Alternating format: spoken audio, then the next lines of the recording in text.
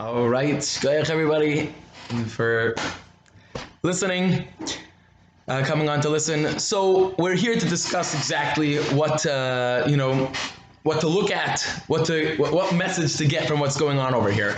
This is absolutely a mind-blowing situation, something that none of us have ever lived through, where we voluntarily are closing our yeshivas, where we're voluntarily closing our shuls. And the question is, what message to get out of here? Certainly not to think that this is something that comes randomly and it's something that came to us because of a governor's edict or something like that, a mandating, we're making new laws. Things don't happen that way. Every single thing, down to the tiniest thing, happens from Hashem. Certainly something as major as this. And the question is, what message are we supposed to get out of here? So I want to preface by saying that, of course, I'm not a Navi, and I'm not coming to tell you a message directly from Hashem. I don't know, obviously, as does most other people also don't have a direct message. The question is that, we are allowed to go ahead and take whatever messages we are able to glean from things that are happening in the world. The Gemara says that if something ever happens to you, you should go ahead and be mefashish. You should go ahead and inspect your actions and try to figure out what needs tikkun, what needs to be helped. So we do have the rights to go ahead and try to glean messages from everyday events. And therefore, I'm going to go ahead and tell you, just a thought of where to take things from here. But of course, this is not directly the message, and it's something to just go ahead and bear in mind. And that, the following thought is what struck me, and that is that, a lot of times you have a person, he goes ahead and a lot of times a person goes ahead and he goes to daven every single day, and he puts on tefillin every single day, and he goes to Seder every single day. In fact, he's in Koil 10 years every single day. A lot of times, it's just by rote. What happens is that you go to Cheder, after you go to Cheder, you go to high school, you go to Beis Medrash, you go to Yeshiva, you get married, you go to Koil. This is what everybody does. It's just, you get up in the morning, you go to learn, and even if you're learning a lot during the day, but the thing is that you're not necessarily doing it because Hashem wants you to do it every single day. You're doing it because you did it yesterday. You know why you went to daven today? And you know why you went to daven yesterday? It's because you went to daven 2 days ago. Why are we putting on tefillin today? Because I put on tefillin every day. That's just who I am. I'm a Jew.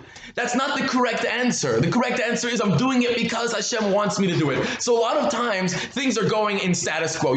I'm a guy who goes to daven. Baruch Hashem, that's amazing that that's your status quo. But at the same time, you have to realize that, okay, it's my status quo, but I'm doing it for Hashem. That should be your status quo. Every single day, you should go ahead and realize what you're doing. A lot of times, people start to just stagnate in their avodah, but that means that they're even stagnating on a nice plateau, davening every day, learning every day, whatever. But it's all amazing, but not if you're not thinking about it. So a lot of times Hashem will go ahead and say, you know what? Just to maintain status quo, I'm going to make you work a little bit. This way, that going to davening, that going to the shul will cause you to think, you know what? I'm not going to that shul anymore because they closed the shul. I want to fight for my shul. Or if you want to stay home from shul, I'm going to fight for my davening. Even though I'm in a different surrounding now, to maintain my status quo of a good Shemona Esrei, I have to work really hard. Now I'm going to be thinking about what I'm doing as I'm davening, because I'm no longer in the same box that I was always in. Now I'm in a new environment.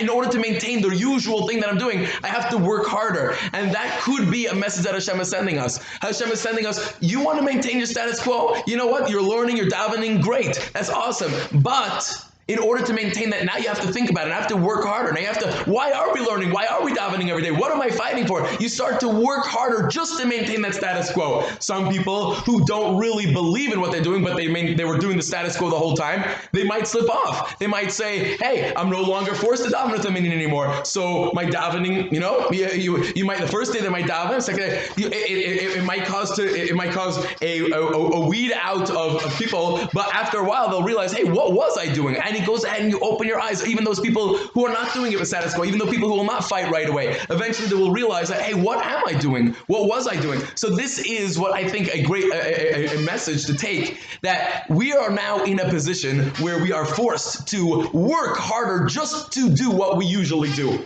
And that work should wake us up. And it should be able to tell us, you usually learn 2 hours a day, that's your usual start. Keep up those 2 hours a day. But now those 2 hours are much more special because you have to fight for them. You usually usually daven 3 times a day with a minyan. That's great. Sometimes the minyan is canceled. So that might go ahead and awaken us for when minyan does start up again to what we have been missing. And when we're davening at home, you usually daven a shachris every morning with a minyan. That's great. Now your shachris is going to be so much more special because you're focused. It's great that you had a minyan up until now, but sometimes the focus wasn't all there. Now you're fighting for it. Anything you have to fight for is always more special. Anything you have to work harder for is always more special. And therefore that could be what the message is. So we should take this time seriously. This is a time of when we're in a new box, when the real us comes out. We're no longer doing things by rote. We're no longer going ahead and just, yeah, I'm a guy who davens every single day. Now I'm really a guy who davens every single day.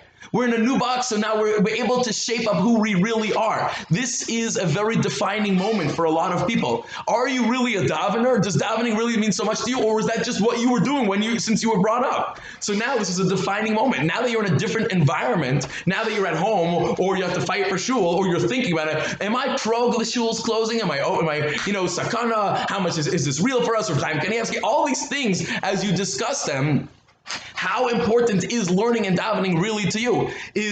Nobody's giving up on the most essential services. Is davening an essential service? Yes, no, sakana, Reb Chaim. So all this becomes part of the discussion, and it awakens us to who we really are. Should we continue our Siddharim in public? Well, is learning the most important thing? Maybe yeah, maybe no. Let's discuss it. Let's discuss why we're learning. All these things awaken us to what's really going on in the world, and it should awaken us to whom we really are and what we really stand for and what we really fight for. And that is the message that we really have to think about. How essential is what we're doing every single day? And that will bring us to serving Hashem better eventually when this entire crisis passes. Have a great and healthy next 2 weeks.